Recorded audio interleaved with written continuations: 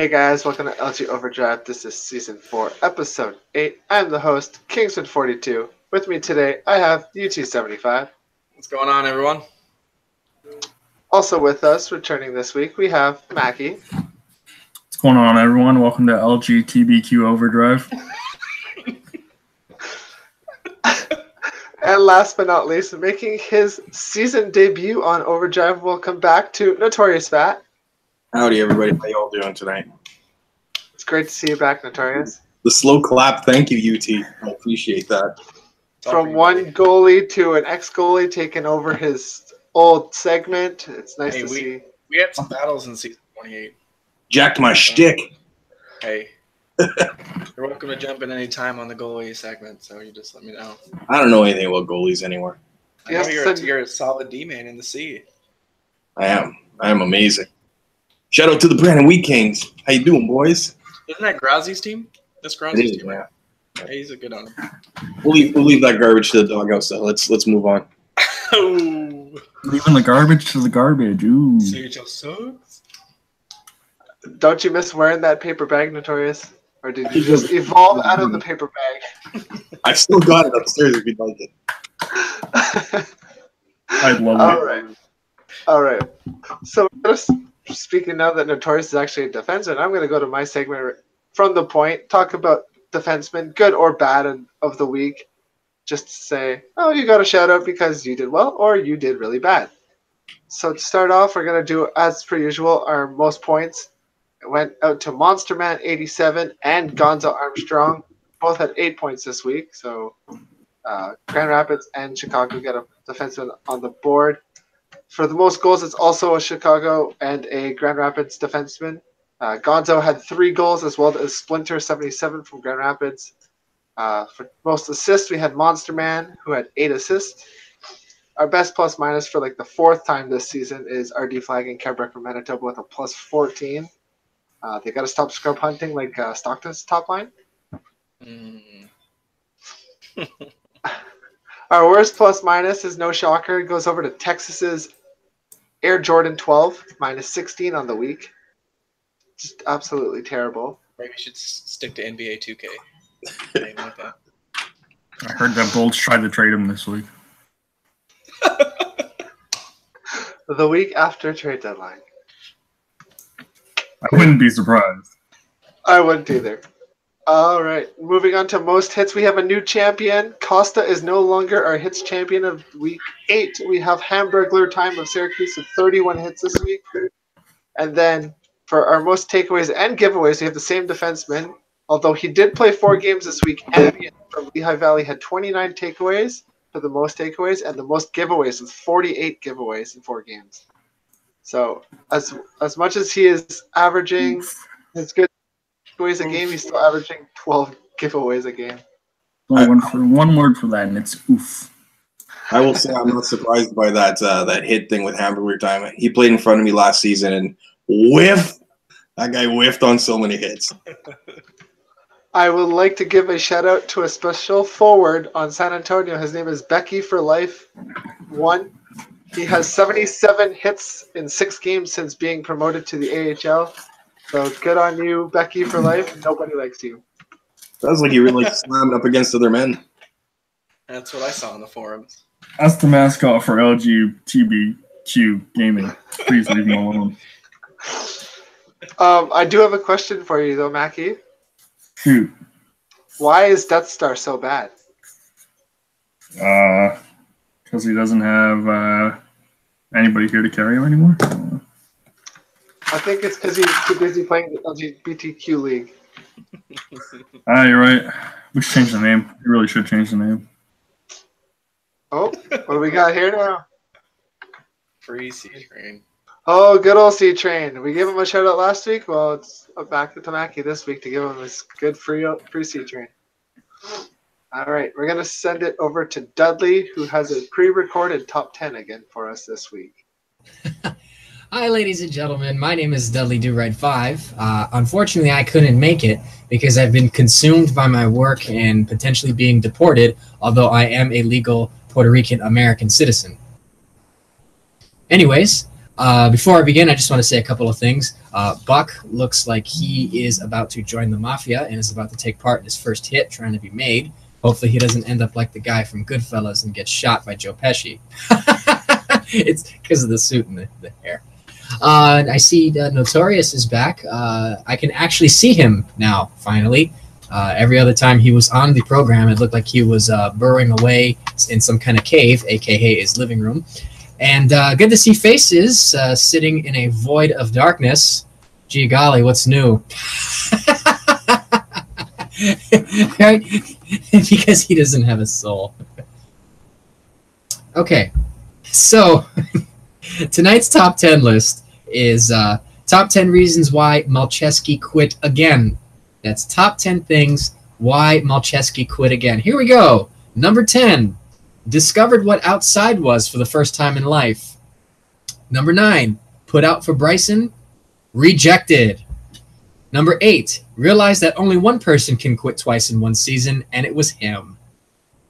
Number 7, found out Buck changed his username, and he just couldn't take it anymore. Number 6, Faces made him an offer he couldn't refuse, and realized he had hit rock bottom. Number 5, he found out that MJ23X Cash had a brain, but he barely used it. He could not sleep on that fact. Number 4 was refused cheat codes from Game Changers. Number 3, self-proclaimed nuisance didn't nuisance. I have no idea what that means. Number 2, he quit expecting a kiss from Brad Marchand and was rejected. And the number 1 reason why Malcheski quit again, found out that Baka for Life 1 has an opinion. Read the forums to figure out what I'm talking about.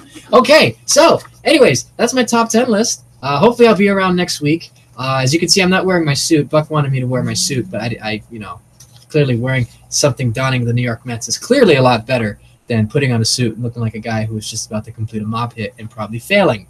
So, that being said, back to you guys in the studio. It's amazing. You can actually hear UT finally.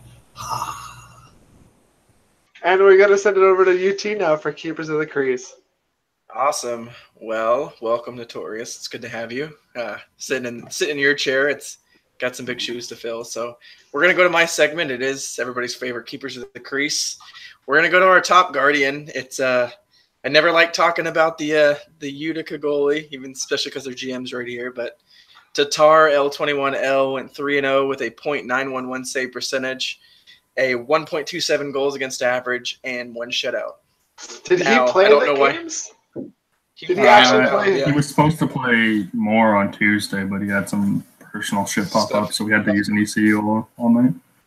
All right. Well, this next one surprises me. You don't really hear about the Belleville anything just because they're absolute trash. So Belleville's goalie, L. Belfour, L. 5-2 with a .904 save percentage and a 1.43 goals against average and 2 shutouts. So definitely carrying his team. And we'll go to the former Laval Rocket for a third top guardian. For some reason, Laval's management waived this guy, and they got picked up by Manitoba's Ruthless Vapor. He went 2-0 this week with a .889 save percentage, 1.50 goals against average, and 1 shutout. So between him and Zero Crash, they're having a good tandem going on there in Manitoba, if they're not forfeiting to Utica. So and Rochester. We're gonna move on. Oh yeah, and Rochester at 36. So just know it can happen to anybody. It can happen just like crabs. Anybody can get them. So, we're gonna move on. It's everybody's favorite. It's never too late to retire. This is for the top poopers of the week. So for my top pooper, I'm actually going to give 2. It's both goalies from Iowa. Yes, I said both goalies from Iowa. If Murray could retire, he could. He's a GM, so he can't, but there's always next year to retire and play. So we're going to go to his backup first. It's Brody X7, went 0-2 with a 5.71 save percentage and 6 goals against average. So bravo on that. You are Swiss cheese. Oof. We're going to go to Murray. Yeah, oof. L. Murray, X30, went 1-3 this week with a respectable .734 save percentage, but a 5.02 goals against average. So, like I said, both the goalies, it's not too late to retire and let your TCs play. So that's on you. We're going to the second one. This guy actually commented on my Keepers of the Crease post trade deadline form and said he was going to do better, but sorry, buddy. Hershey's Trump L45L. You're not doing better, buddy. 2 and with 4. a name like that. Yeah. 2 and 4 with a .688 save percentage, 3.34 goals against average, but funny enough, 1 shutout. So I guess that wall isn't keeping much out, huh? I guess.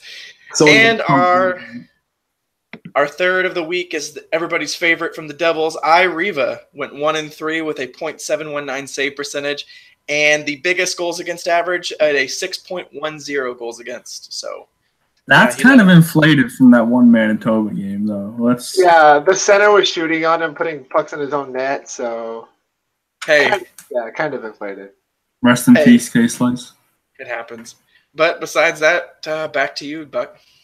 I'm actually going to send it to Notorious because as previous Life in the Cage article writer, then podcast segment, what are your thoughts on Keepers of the Crease now? It's good. He's definitely faster than me. I think I was talking too much. I'd like to hear my own voice. But voice. Well, we had the winners, we had the losers, we had the tag team, we had the cock hammers, we had the paper bag. There's a lot of content. There's a lot. I'm a creative guy. And I needed an outlet, so I did different things. But that's good. That's getting the point across. Well, we definitely got enough of the cock hammer last season that now apparently we got the cock missioner running the AHL. We got to be careful of the cock in the AHL now. So for sure, you don't know what's in that cock. It's always looking to slide in places it doesn't want to be, so you got to be careful. Yeah. Just ask Becky for life. Oh, that was aggressive. Oh, I gotta say the cock hammer. Oh, you missed the cock hammer. Miss me some cock hammering. Oh, I'm sorry to hear that, Chris. You should do like a cock hammer of every position, like when you're on the show, like forwards, defensemen, and goal. Just everybody gets the cock. Everybody gets cock. It's like the cock house, but the cock hammers. Yeah, the cock is very popular this year. Everyone's interested in the cock. Giant. This will probably get edited, but a giant German Google party with the cock.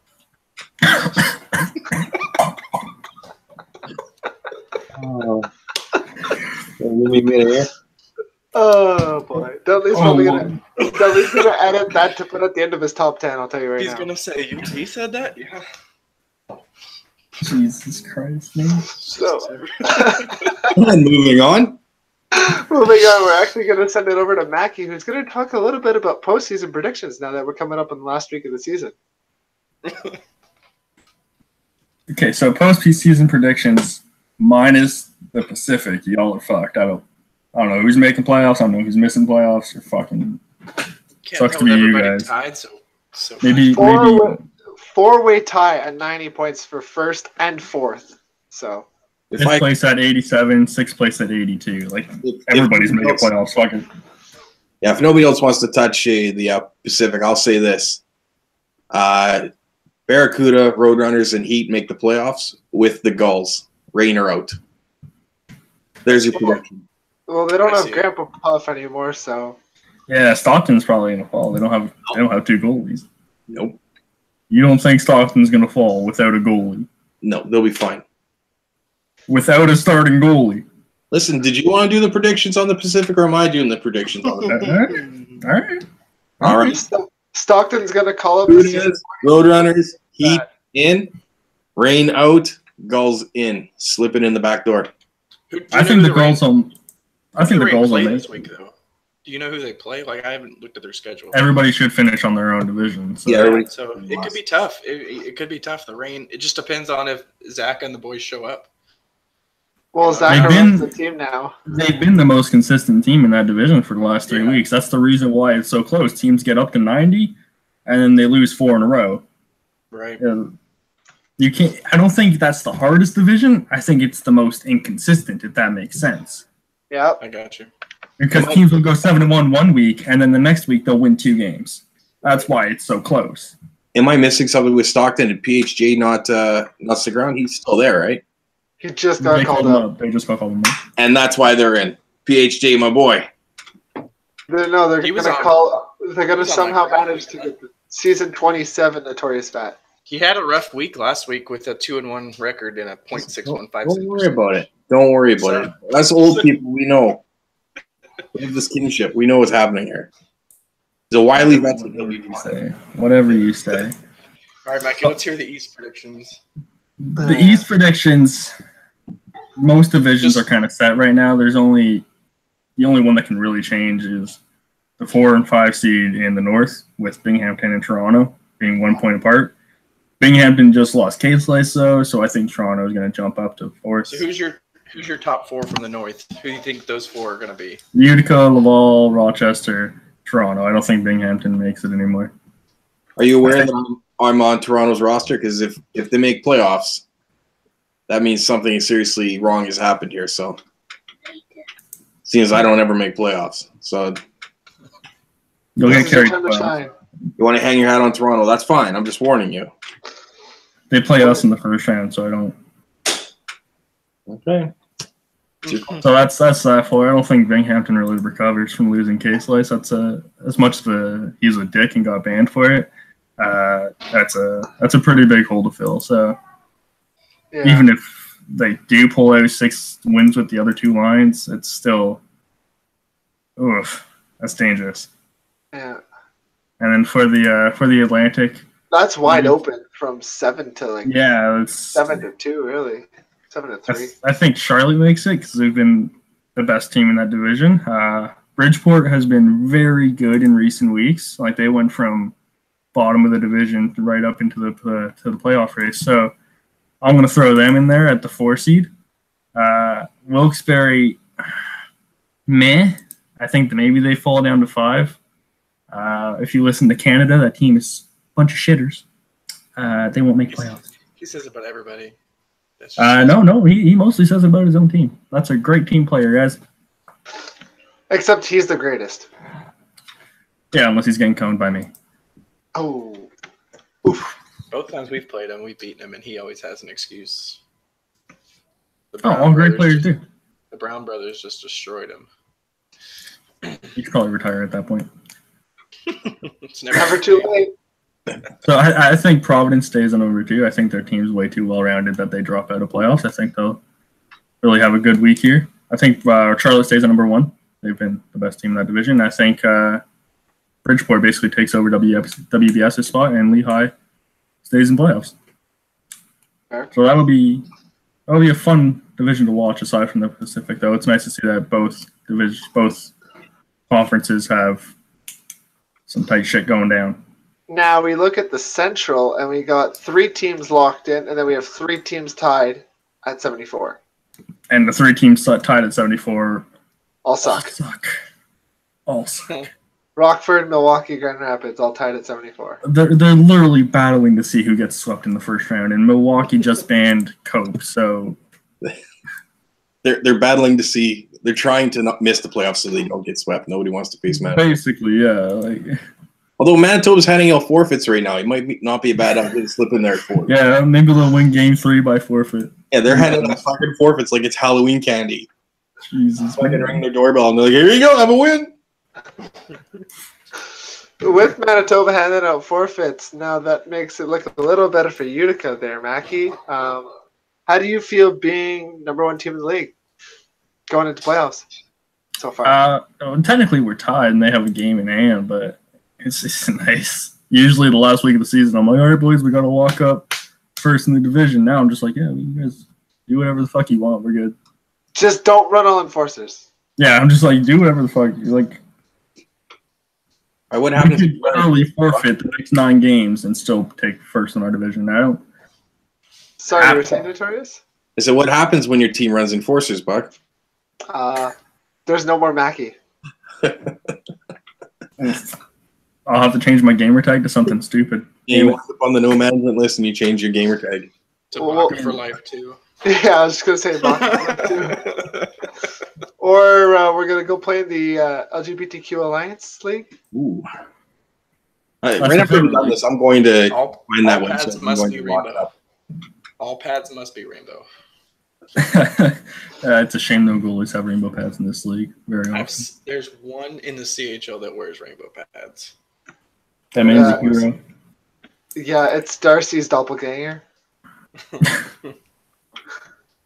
All right. So yeah, now obviously we know Fourth Line moved up to the NHL. He won 3 presidents in a row, and obviously it took a while for him to finally win the Calder. Do you think the president stays in Manitoba for 2 straight seasons, like it did in Rockford for 2 straight seasons, or do you think it goes to Utica and then basically goes on a tear?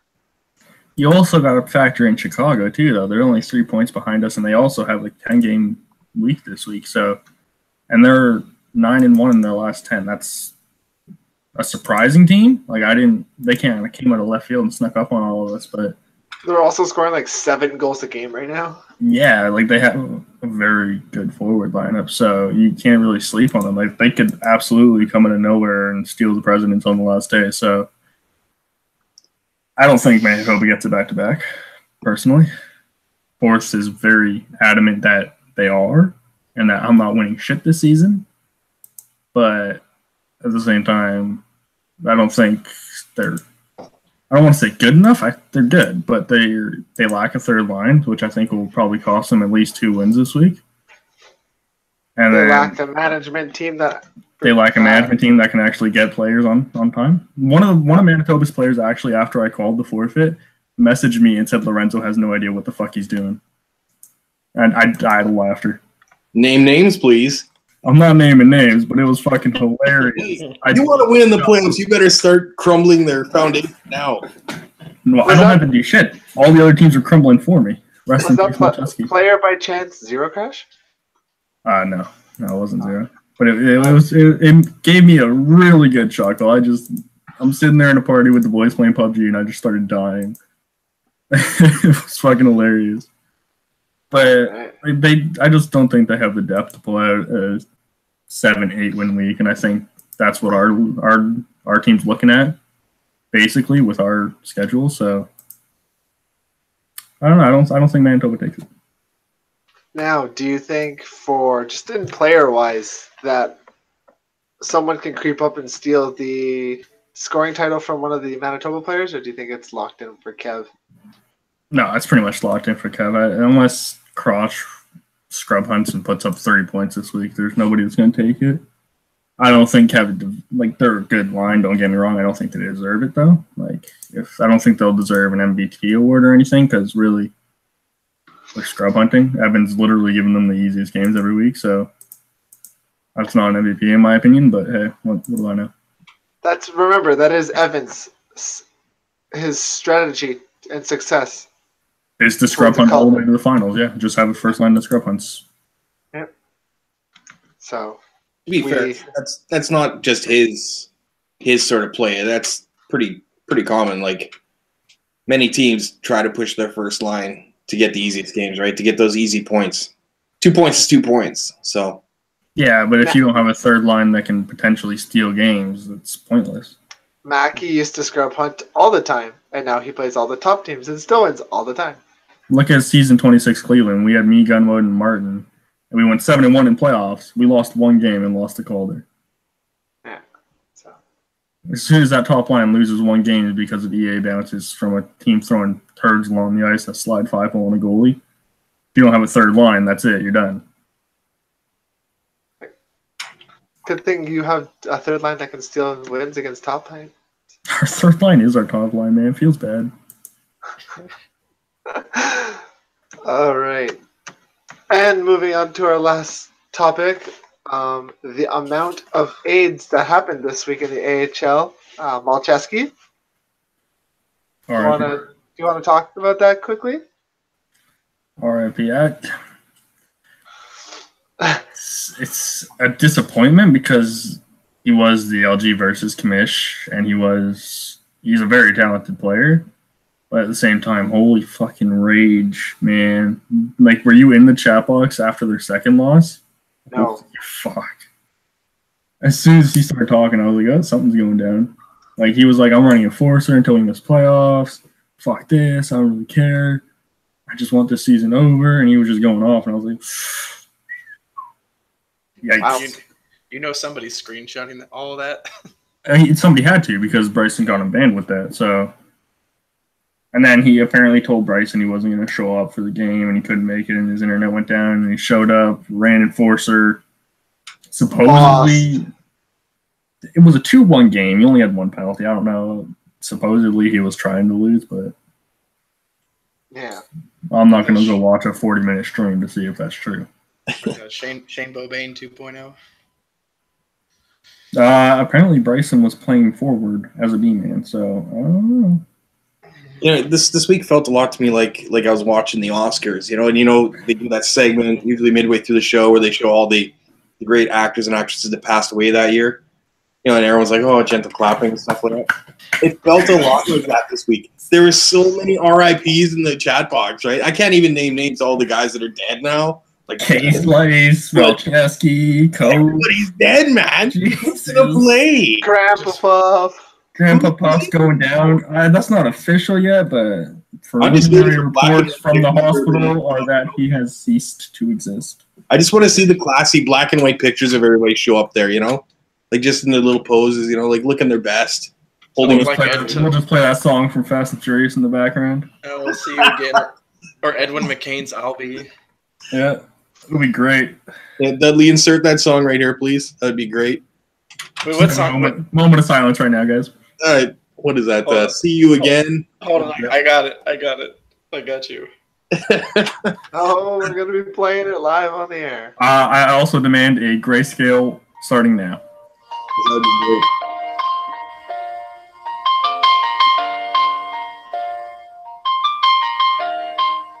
You guys are all great. R.I.P. And I'll tell you all about it when I see you again. All right. Yeah, don't be douches. Maybe you wouldn't be dead. Basically.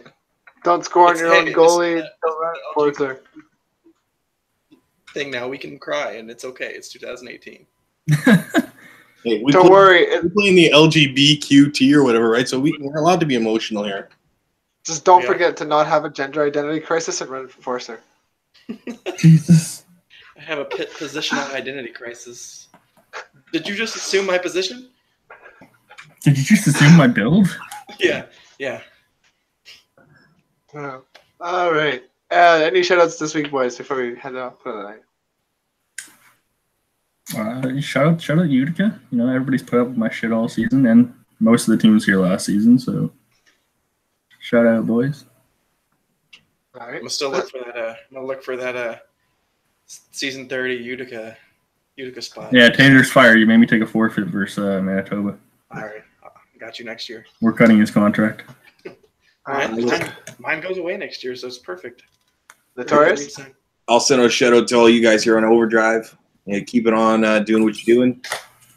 Nice to be back for even if it's just the one show. I know times don't always work out for me, but yeah, keep on keeping on, right?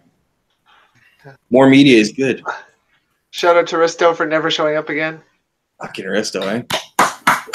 1 for 8, Risto. 1 for 8. That's as good as me, actually. And the sad part is that Undershot has just a little bit more wins than Risto has show appearances this season. I'll shout out Backa for Life. Keep up the post and the threads. It gives us all something to laugh at, just like your HL career, bud. So appreciate it. And to answer his question, Death Star is really bad. It's you want to call it there? He has nothing left to prove. He's bad. Deal with it. But to him, he wasn't carried, if you ask him. So without further ado, we'll see you guys next week for the end of season show. And peace out.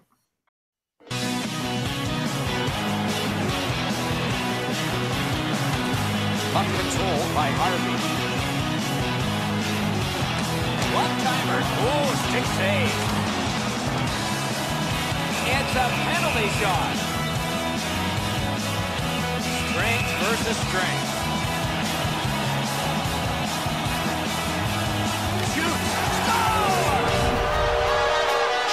body position.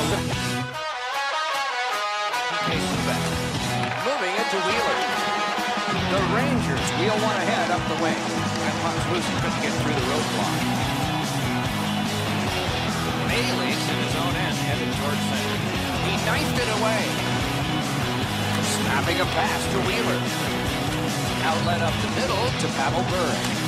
Score! Pavel Bure!